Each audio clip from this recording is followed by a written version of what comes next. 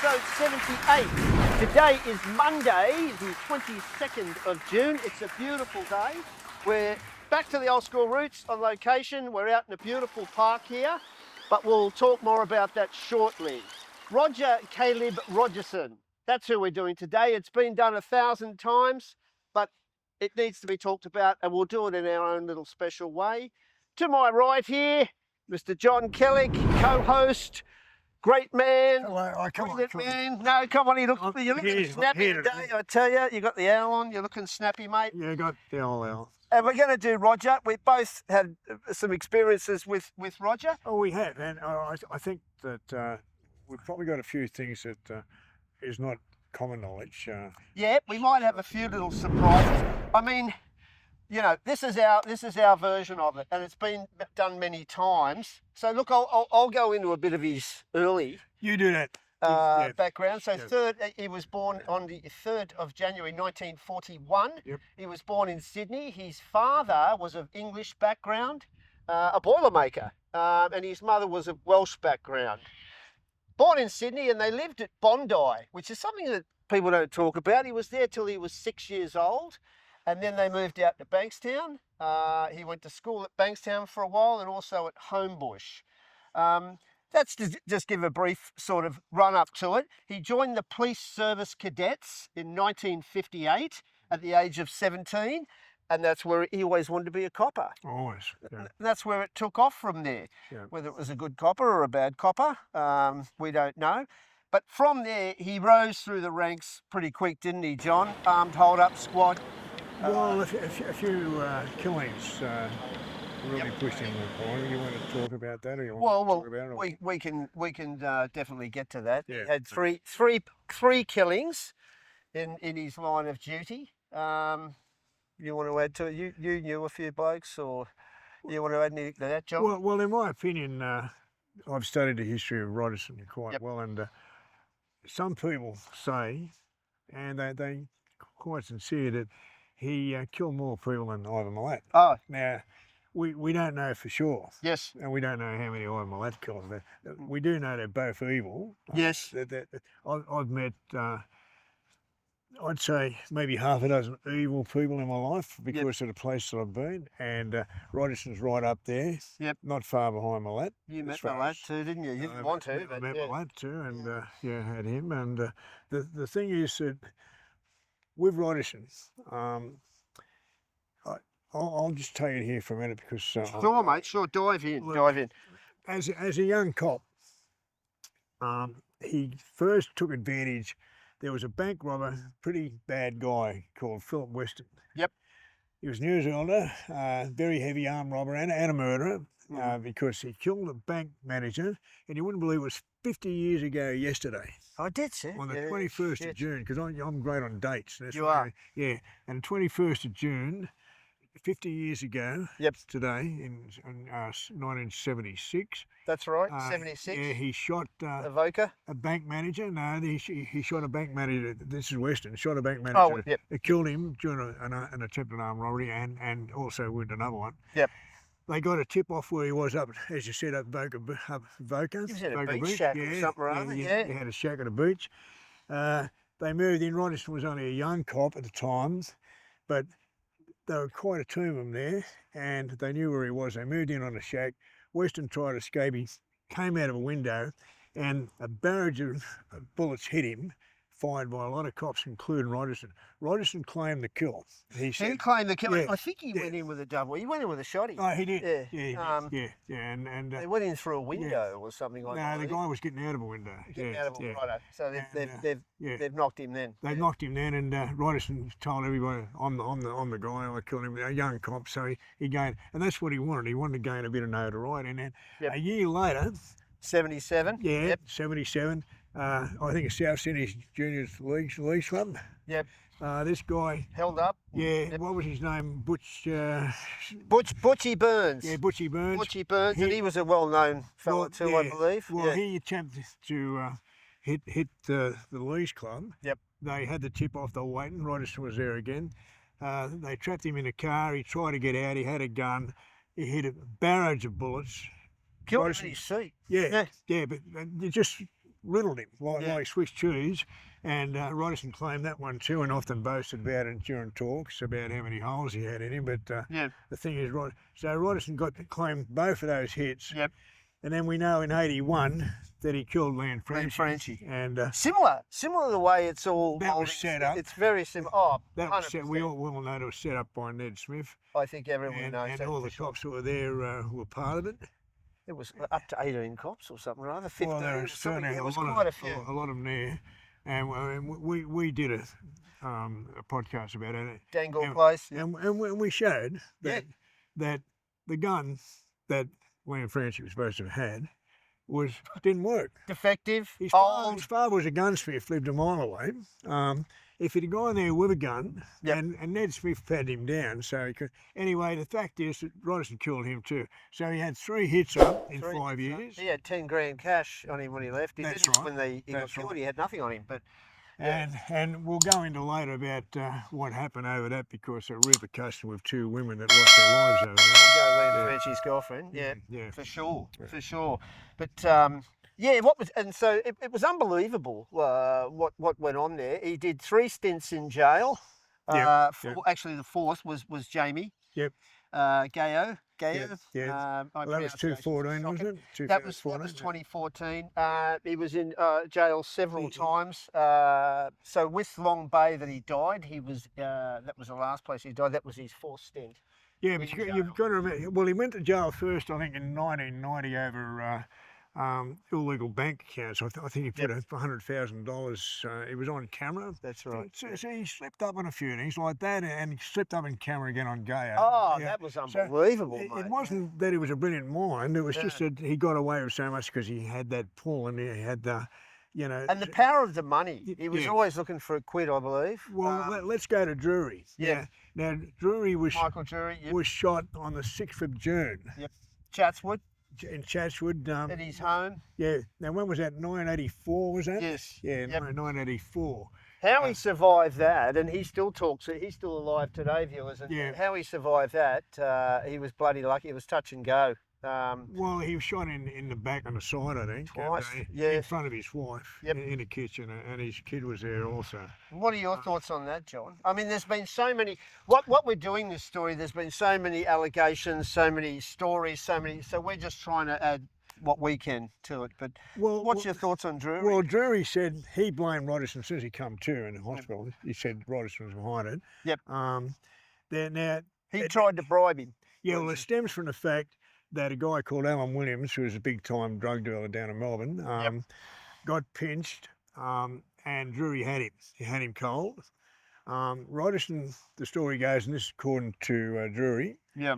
So I'm not saying anything out of school here. Rogerson attempted to bribe Drury. I think it was $50,000 for him, and $50,000 to Flannery. That's what he said was going to Flannery to kill the guy. That's what Williams told the court later. They offered.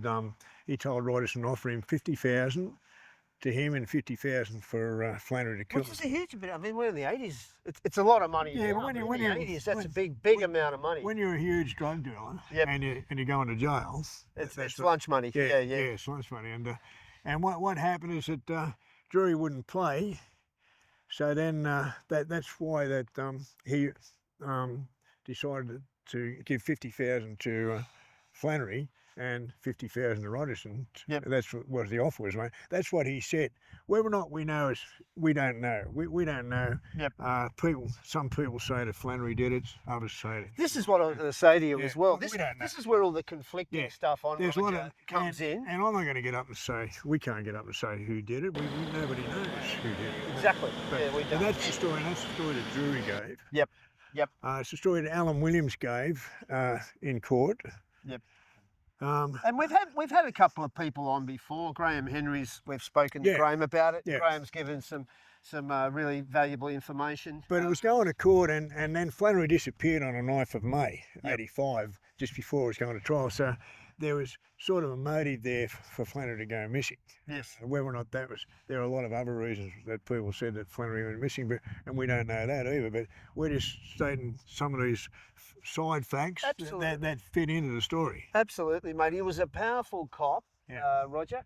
and he had his finger in a lot of pies. Now, I think as well we need to talk about who trained Roger, and if he's corrupt, why was he so corrupt? Ray Kelly. Ray Gunner Kelly. Yeah. Strikes again. Absolutely. And he trained Roger, and Ray well, was as he crooked killed- as a dog's own leg. He killed a lot of. I'm sorry, he was. But he killed cops himself, Kelly. And how many crooks did he kill? Like set up kill, you know? Yeah, but that's right. But he was also like Rogerson, loved the spotlight. Yep. And he was in on. He did, didn't he? He'd always do the hair and straighten the glasses. Simmons and Newcomb with the escape. He loved all the pictures. He was there. Yeah. Darcy Dugan. Yeah. Ryan and Walker. Yeah. Kelly was there. He did. He loved Kelly the was spotlight. there. Yeah. And he was a decorated officer. So was Roger. Yeah. Roger had about Both 13 killers. decorations and medals and what have you. And yeah. Both killers. And yeah, you're right. He was firstly his disciple, really. He learned everything. He was Kelly was the mentor of Rogerson. There's no doubt about that. Which could have had, and we brought this up because everyone that was involved with Gunner Kelly seemed to be crooked. You know what I mean? So if he was trained or went the other way, maybe things would have been different. Fred Cray. Yes. Now, Fred Cray was just as bad as both of them. And, suspected of many horrible things, but we won't go into Cray at this stage. You could probably do another bloody podcast about Fred Cray. So. Yeah. But, that's food for thought, isn't it? Yeah. So you look at Rogerson and the fact that when that thing happened on the 6th of June to the cop Drury. Yep. Rogerson was in a lot of trouble, and by all this scandal coming out, it's starting to unwind. 86, they got rid of him. Everything's starting to unwind, isn't it? They got him out of it. And then we, as we said earlier, Len Franchi, Sallyanne, we're going to move to her very shortly. Yeah. And I think it's fair to say where we are now is... Well, before we get that, there was another woman that I didn't even know about. I just heard about. Lynn. Len Woodward. Len Woodward. Woodward. Now, she was a sex worker.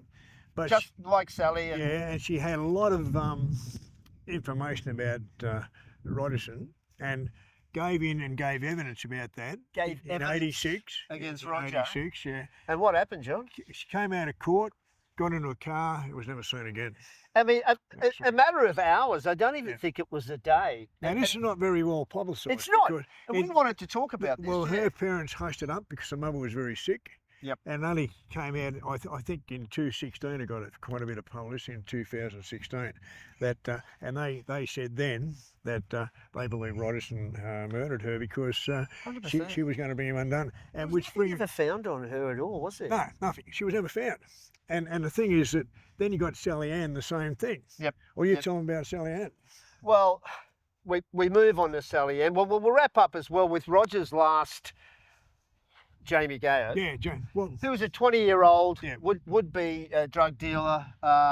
He didn't deserve that. He was a young bloke. I think he was trying to make a name for himself. 3 million. Got mixed up with McNamara and Rogerson. Let's not leave McNamara out of this. Absolutely. He's still former alive. copper. Yeah, still alive. Yep. And I just want to say this. McNamara is on record as saying that Rogerson told him that Sallyanne, he deliberately left Sallyanne floating in there. As a marker. Warning, yeah.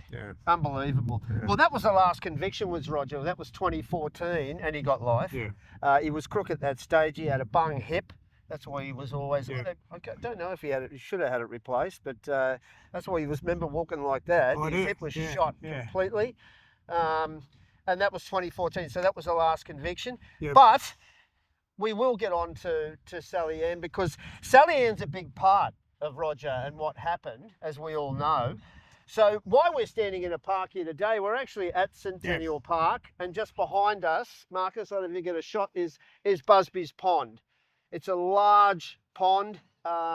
It's at the eastern part of Centennial Park. We're standing under the tree. We could probably move a little more in the sun at some point. Can we move, Marcus? We'll just move a bit more. Are you cold, John? No, I'm It's getting a bit nippy. No, I'm fine. And right behind us here, Sallyanne Huckstepp. Originally she was from a middle-class Jewish family. Her name was Krovisher. I can't pronounce, I'm the worst pronouncer, but it was a Jewish name. She left school at 15 years old and was married at 18 to Brian Huckstepp, and actually lived in Perth for a couple of years. Came back, got involved, which was huge and rampant, as we all know, in the 80s with heroin. That was huge. Absolutely. Sydney was shocking. Yeah. It's a sad story, mate. I mean, a lot of the working girls, and she became a working girl, but it's to support their habit. You know, it's not like they've chosen. It's like, you know, I want to go and sell myself. It's to do with the habit, the drugs. It's a pattern, you know. Well, she came out to visit Dave Kelleher, a very well-known Corrupt. well, no, he was, you know, He was Trim. Actually, I think he's first guy to get life for selling drugs. Did you meet him? I knew him very well. You know, in Long Bay and at Parklea. But Dave, she came out to visit Dave. Yep. On this particular day, and she decided, Gloria was there and decided we got to mention to give Gloria a lift home. And we've got to mention this. She was a bit out of it. And Gloria said she wanted to get out from the start. She said that she drove like a maniac. And she gave Gloria a lift home. Went through a red light. This is Sallyanne, and we're not making light of it. No. But it was a funny. But Gloria said to me on the phone like that, I will never get in the car again with that woman, ever. And she was probably, like you said, she was probably high as a But she liked her. She said she was quite funny. Yeah, nice. And Gloria was absolutely so upset when she heard about it getting killed, and we all were. You know, I mean, it was a horrible death. It was a horrible death, and after her boyfriend in Dangar Place was murdered, really, set up and murdered, Warren. Of course he was murdered. She was straight on the bandwagon, and she was liked, and she was probably hated as well. But you've got to give it to her. She had guts. She had guts, and she spoke for a long time. Well, you got to if you about Roger, and you've got to put on reverse. Yep. Like people say, a lot of criminals say she was a dog. She was giving people up. But the thing is, what she was doing when she left, when Land Francis and he was selling drugs. So he was selling drugs for Nettie Smith, and when he left there, he took, I think it was 10 grand to give Rogerson. He was smooth it over to smooth over an old charge. Now the fact is, she saw him take the money. He didn't take any weapons. No. She swears black and blue. He was not armed. Yeah. Next thing, after Smith's supposed to have patted him down, he's found dead with a gun that didn't work properly. Yep. Shot twice. The money's gone. Yep. The money's gone. No mention of the money. And there was no mention of the 10,000 cash, which is a lot of money in '81. Absolutely. And so she's in love with the guy. Yeah. Is she going to let it go? No. She got up and she got on 60 Minutes. And Ray Martin, the famous interview at Sydney Hilton. That's what started, and Rogerson was absolutely filthy about it. Yeah. Well, everything's unwinding now, unravelling, I should say. I mean, that was, and by 1986, Rogerson was sacked. He was out of the force. Yep. So that was the start of it. But of course, she was met a terrible death. She met a terrible death. She was staying at a lady's place nearby, Gwen Beecroft, at the time, and she was staying at her place.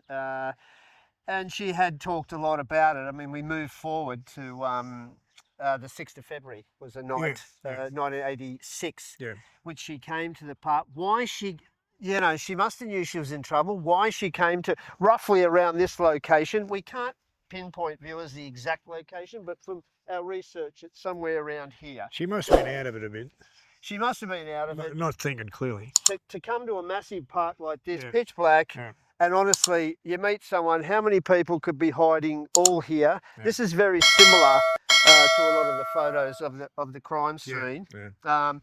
And that was the end of her. I believe that she was strangled off the ground and probably whacked a few times and then finished off perhaps in the mud. There's plenty of mud and stuff around. Well, forensics proved that she had bits of skin under her fingernails, but they didn't have DNA at that stage. And you'd fight like hell. Your life's on the line. Well, she obviously scratched the guy who did it. And we all think it was Nettie Smith, but she obviously scratched him. But what they did years later, they sent it over to England. but it was too late. There was just too Because the damaged. whole DNA thing was Yeah. in Yeah. very early stage. Yeah, but when they got DNA, they said it was too late at that stage, and Yeah. just decayed, etc. And they just weren't able to do it. So she did have, if it had happened today, and she still had those. In a heartbeat. Yeah, They would have got it in a yeah. heartbeat. Yeah. So that was unlucky for her. But Ned Smith did go to trial on that, but he beat it. He did beat it. Yeah. And of course, the other girl went missing too. You got to remember that. You know. The other girl went missing as well, and I mean, she said to this Gwen that she was, "I'm just popping out. I'll be back shortly," and that was the end of her. Yeah. It was never seen again. Yeah. And she was the pond here behind us. She was found floating. I could go over this way a bit. I've got to make sure we got these little whatsies here, viewers, so I can move over a bit. But she was found floating in the centre. This is a very large pond. There's several in Centennial Park, but this one's pretty massive. A guy was walking his dog in the morning and seen a body around the centre there. So he rang the cops.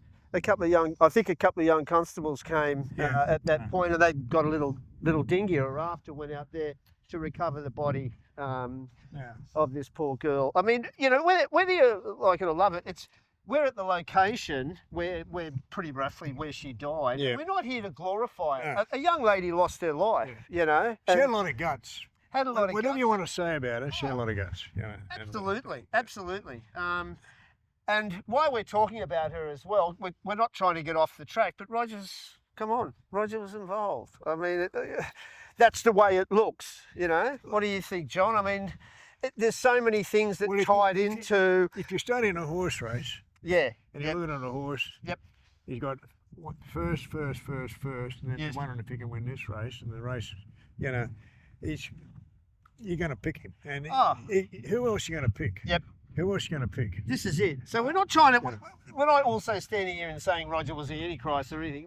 But there's some... He wasn't a good guy. And well, I class him up there, not far behind my lad. And as I said, some people say he's killed more. Yep. We already know about 6 that he did kill. Exactly. Well, he's claimed 3 in the line of duty. Yeah. Yep. And then Gow, that's 4. 4. The connection here to Sally. Yeah, I mean, yeah, that's right. And certainly connection with Drury, who he didn't kill, but there are other people. There's fingers in all pies. That have been killed that Rogerson often used to boast to people about how many he had killed. Yeah, that's right. Yep. He glorified in it, and he was the guy. He actually sent me down for a charge for a bank I didn't do. I was going to say that because we both had small experience. You've had a bigger experience, so please tell John what happened there. Well, I never met him. Yep. And it was 1979 at trial, and it's called the perfect alibi case because I had 7 people who testified that I was in Sydney at the time. Yes. I couldn't have committed the robbery because the only plane out of Adelaide touched down at 3 minutes past 8. Yeah. And I reported for bail at 8 o'clock at Chatsworth Police Station. It was impossible for me to do it. Yes. But I still went down because people like Rogerson come in. I had it won. I got all the police verbal thrown out, and I had it won. They called him in, the cavalry, and I'll never forget it. Yeah. He walked in, not a bad-looking guy. Only about my size. Yeah, he wasn't a big magically one. dressed. Yeah. Head, looked over and said, "G'day, Johnny." G'day, Johnny. Like your old cobbers, like your old mates. I never met the guy. I didn't know who he was. So what did you do at that point? You're like... I thought, well, who's this? And he got up and he verbed me, said that I confessed to this and that. And when he came up to me with another guy called Pettiford, another cop who was a verbler, said that, John, show me an airline ticket. This is what he said. He said, "John, you knowing about this airline ticket?" I said, "Yeah, that's the one I used after I robbed the bank in South Australia." Now, am I going to say that? I meant court. Yeah, exactly. Fighting it. And you didn't do it. And you didn't. But you know what? I watched the jury and they go like that. Yeah. So they've jerried straight away what's going on here. She summed up. Yeah. No, they believed it. She summed up the judge. She was against us. And she said, you can either believe, it gets down to this case, you either believe the police and decorated officers like Roger Caleb Rogerson, or you can believe Killick. He's Now, about 13 decorations. If we'd have gone there 10 years ago, they'd have believed me. Yeah. But it was too late, and so I went down. But I did win it in the High Court of Australia, which proved that they picked up that it was all verbal, all bullshit. And but I did 3.5 years that I shouldn't have done. And because that guy was untouchable, I saw that he was charismatic. Yes. And that he could sway people. You could see it. Yeah. Yeah. And he was a very good liar.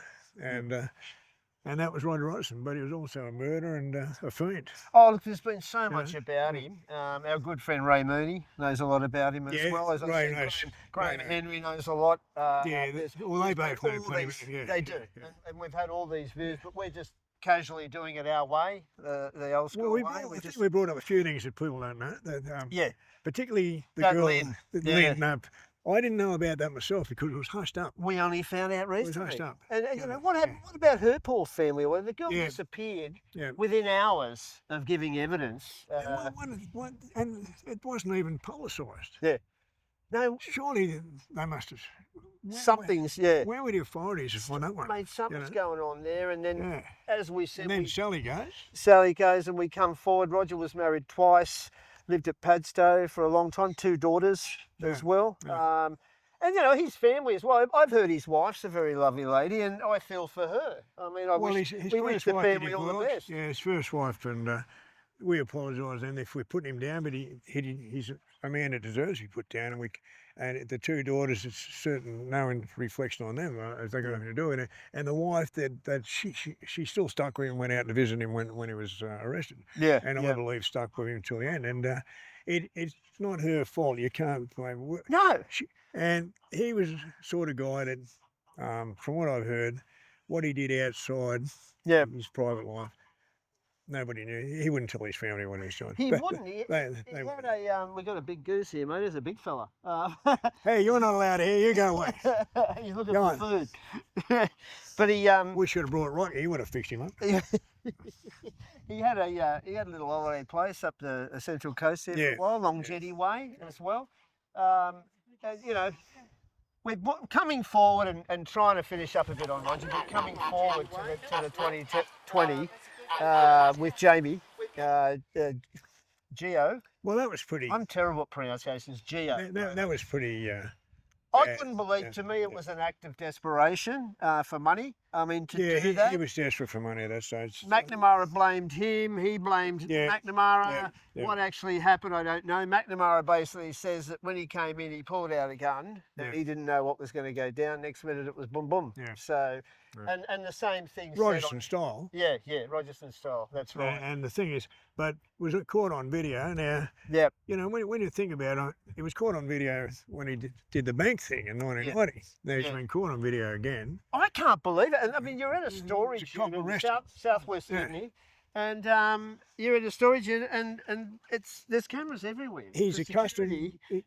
He always was accustomed to being untouchable. And, it was unbelievable. You know, and being an ex-copper, I was just shocked at that. He just left himself wide open. There was so much evidence. He went on a run after that, didn't he? Oh, mate, they got him pretty quick, though. Didn't they? When they arrested him. I'm not sure. He might have 2020. Didn't he? No, they come to the house at Padstow, and imagine all the years at Padstow, the neighbours.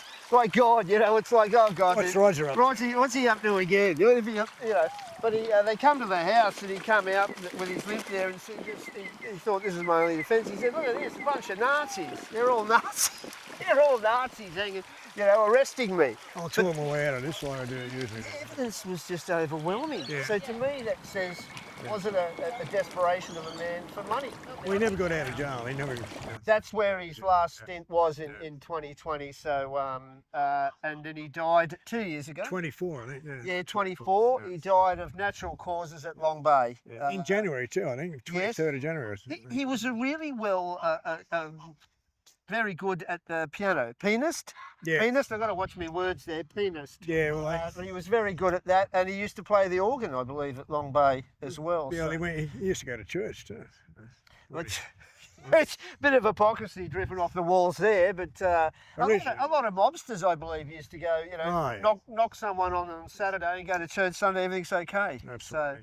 So, but I think we brought out a few things about Rogers that people may not have known, or at least we revived it. But there is a lot about him out there. Some of it's false. Yes. At least what we've said here is either fact or else it's theories that are thrown out there. That's exactly right. yeah. And we said that from the start. We're just doing a casual version of it. We're not here saying we're an authority on it. It's been done so many times, but we did want to try and bring out a few things. And I mean, the connection, we have to bring Sallyanne into it because the connection's huge. Roger was at the King's Cross for ages. We were going to shoot at King's Cross, but we've shot there 6 or 7 times now. Yeah. We said, why not come to here without being morbid, respects to Sally and her family, That's right.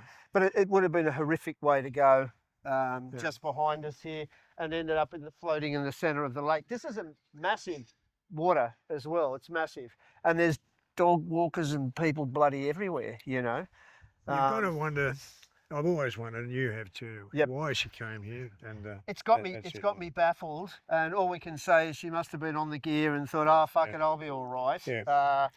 But she wasn't, and that was where her life ended at February 6, 1986, and found the next day on February 7th. Yeah.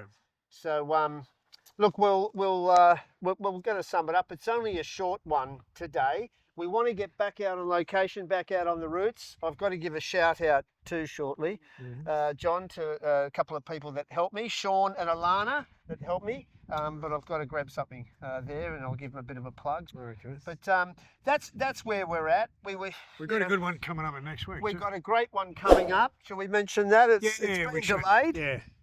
Part 2. Our old mate Kev Holland. Yeah. Part 2. Spoke to him yesterday. He's ready to go. He's ready to go, and I'll be looking forward to meeting him. I've spoken to him on the phone. I haven't met the man yet. You haven't met him, and he's looking forward to meeting you too. I'd love to. And Joe. And the boys, Joe and the big boys, Steve and Jamie, and all the big boys. So we'll be going out there next week. We're going out there so a week from today will be number 79.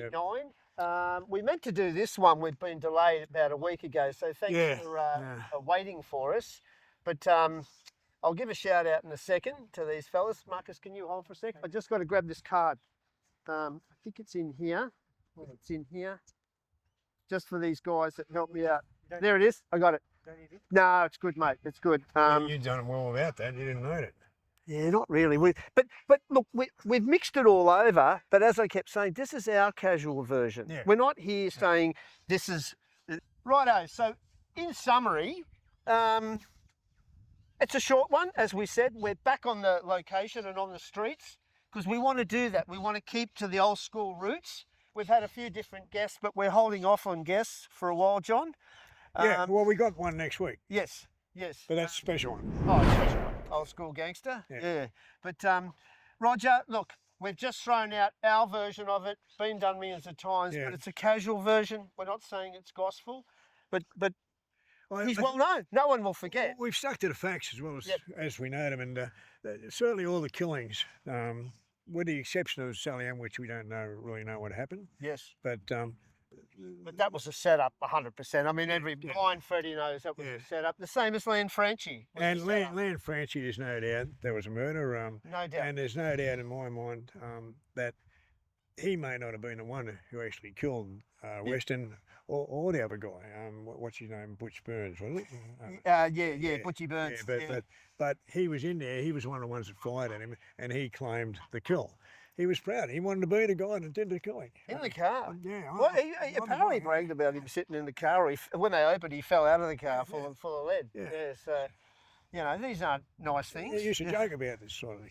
When he did those shows with Chopper, he'd joke about it. Yeah, he did. Well, he did those shows with Jacko and Chopper, and that was a money thing. And also, he was doing some tours as well down the rocks at one stage around that area of things, crimes and things he had done. And but he was he always boasted about it. Yeah. So he was proud of what he'd done. Yes. He had no remorse about anything. Yep. And I think that came home to roost in the end. Yeah.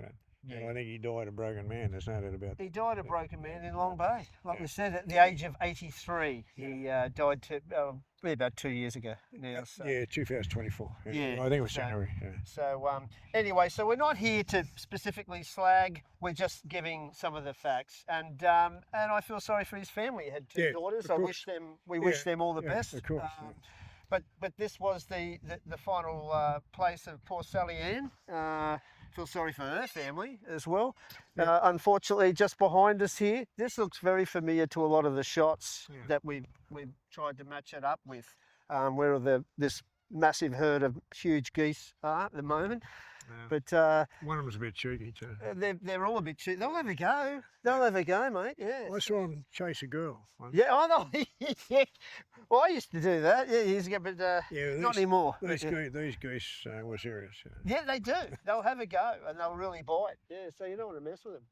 But yep, so that's our little version. A short one today. We're back in 7 days with part 2 of Kev. Yep. Thank you to everyone. 1610, heading to 1620 subscribers and views. Nearly. If you haven't subscribed, please do, or get your friends to, and give us a shot and share it around. Thank you. We're talking about expanding it. We're talking about TikTok or a publicist or something. So you never know. It might explode shortly.